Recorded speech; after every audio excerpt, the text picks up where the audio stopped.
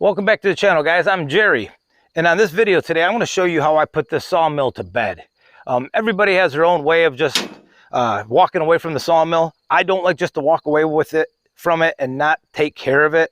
I want this thing to last me several years. So the first thing I'm going to do is I've loosened this up, opened the snaps. I'm going to clean out the inside. These Frontier mills all have these locking hinges that you just lift up. They kind of just cam over center. It's actually not as bad as I thought it was going to be.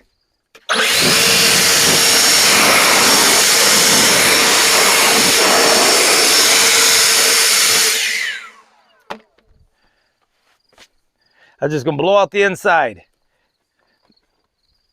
Then what I'm going to do is I'm going to take these little felt pads out, and these are going to get soaked in a mixture of diesel fuel and old transmission fluid.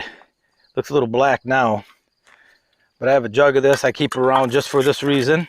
Now I'm going to leave this right next to the blade tensioning handle.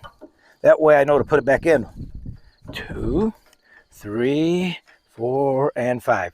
Now I just loosen the blade off. I don't usually remove the blade unless it's dull. This blade's in good shape. I'm still going to use it tomorrow. The inside looks good. Quick inspection of that belt, and I just changed this belt, so that looks good.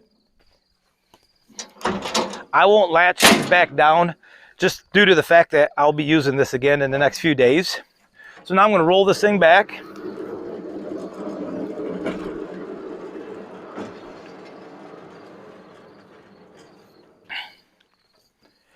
I usually have compressed air out here. My portable air compressors on a job site. So usually I blow out all these guides, but today I'm just going to knock. They're really actually pretty clean. When I hit them with the blower, it did a good job.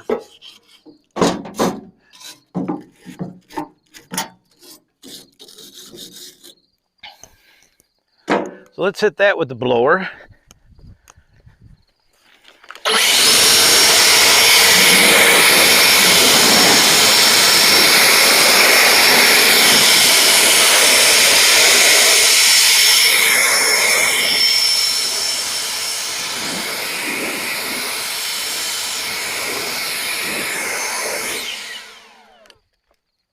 Next, I'm going to clean the rails. Now, the other day I had to use this, and it started raining on me, so I got out of here quick, and I wasn't able to clean it like I usually like to. So I got some wet sawdust stuck on the rail, so I'm going to have to wipe that off here.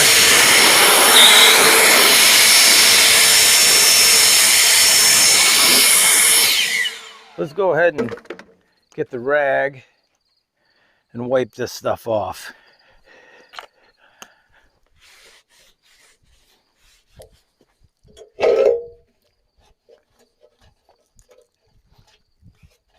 It does need a good clean out with the air compressor. We're not going to get that far today, but we're going to get it ready for tomorrow. I have to mill some walnut, a couple of slabs for a guy tomorrow. Maybe I'll put that on video for you guys.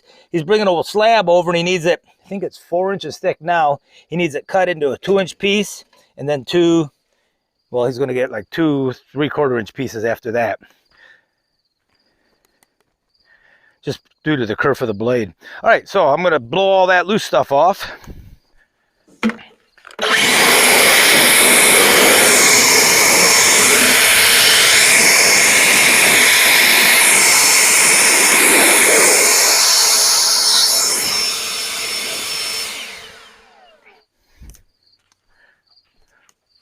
So really, the only thing I'm trying to do is just get everything just cleaned up, and it just makes everything easier and lasts a little longer when everything's clean.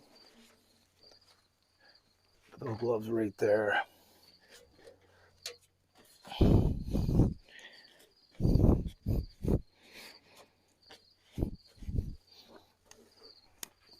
Okay.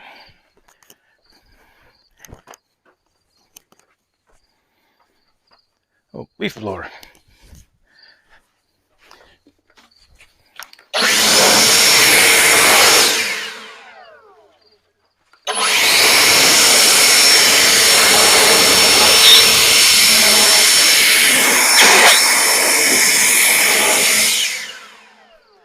if I said it or not, but if you don't have one of these leaf blowers, you really should get one. I'm really impressed with this Eagle leaf blower. Now, I don't wipe down everything, but just get it cleaned up a little bit.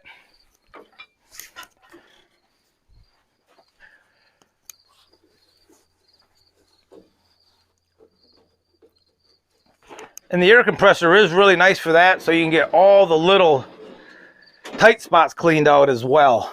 It's pretty difficult here. All right, so now I'm going to finish up the rails.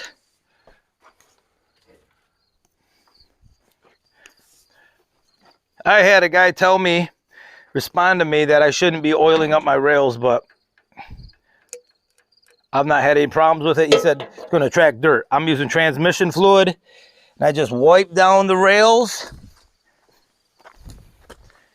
Transmission fluid has an impregnating type of formula that I'm going to keep doing it. Each their own, I guess. He was pretty adamant I was just wasting my time. Nothing else. It coats the metal, and I'm not undercover here, so it would rust over time. Oop, big stick stuck in there.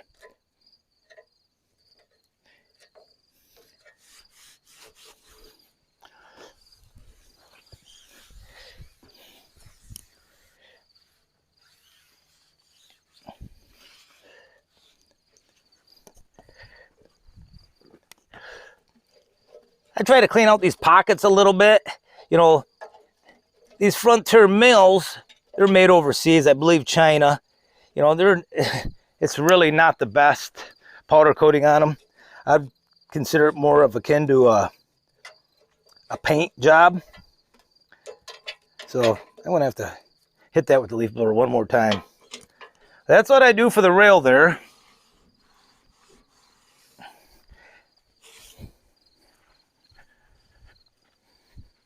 It takes a little time to do all this, but it is nice coming to a clean mill in the morning. Or sometimes, you know, you plan on coming in the next day and it just doesn't happen.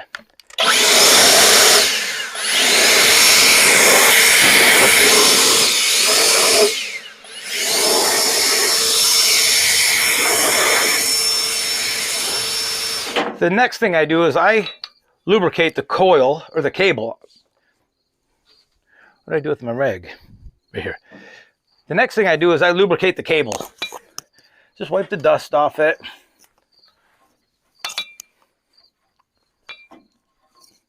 So how I do that is I wrap it all the way up first. Up to 21 inches. Maybe 22-ish. Over that.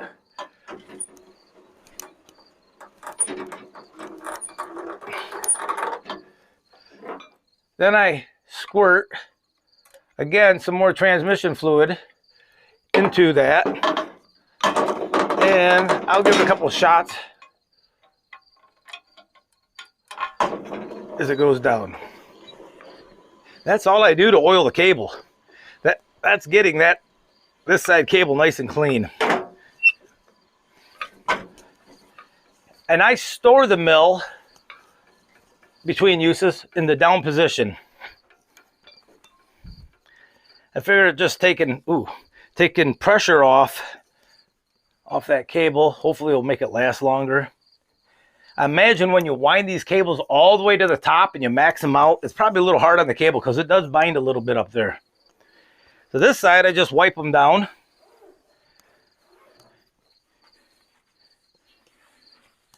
All right.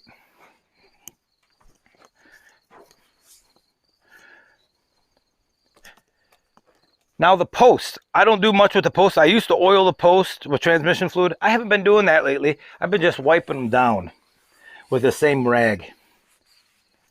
So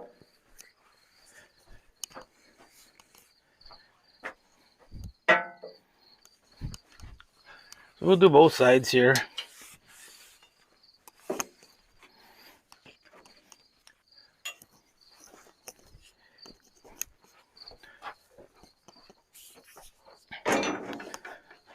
All right, so we have it tensioned. We have it all cleaned up and oiled.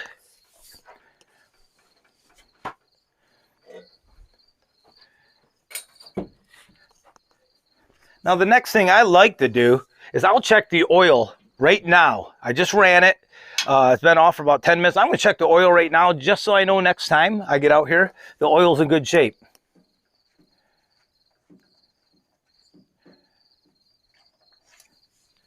Ooh, and it's full.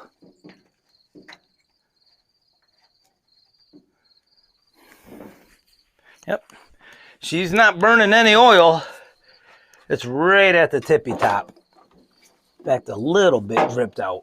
So I'll wipe that off. Okay. I'll also unsnap the reset emergency button. I'll reset it. Otherwise, I'll be pulling and pulling next time. I'm sure some of you have already done that a few times. I've done it more times than I care to. Next is I'm going to get the leaf blower out of here. My gloves need to come out.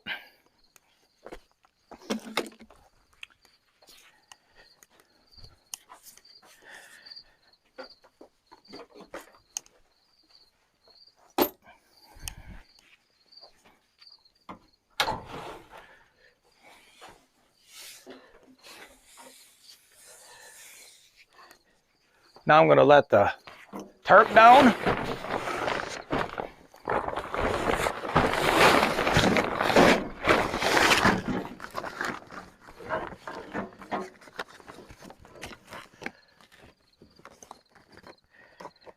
I'm going to have to do a little work on my tarp before winter flies. A couple of the straps have broken, but keep the rope up there. And guys, that's all there is to putting the mill to bed. In the winter time, I'll make sure there's no sawdust here, which is coming up quickly.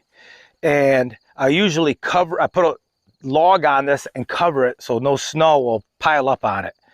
And that's all there is to it. How many of you guys mill in the winter time? Last winter I milled, you know, obviously the mill was new to me last year. I got it a year ago, exactly a year ago. It's been a year now. In October I put it together, really started milling. Yeah, as soon as I got it together, and been going ever since. But last winter I milled, and it's tough milling in the cold. It's just hard on you. Even though you're moving, it's still pretty cold. So how many of you guys mill in the cold? In the wintertime, I should say, below freezing. So, all right, guys, that will do it for this video. If you like this video, give it a thumbs up, leave a comment, subscribe, and don't forget to share this with a friend. You guys have a great day.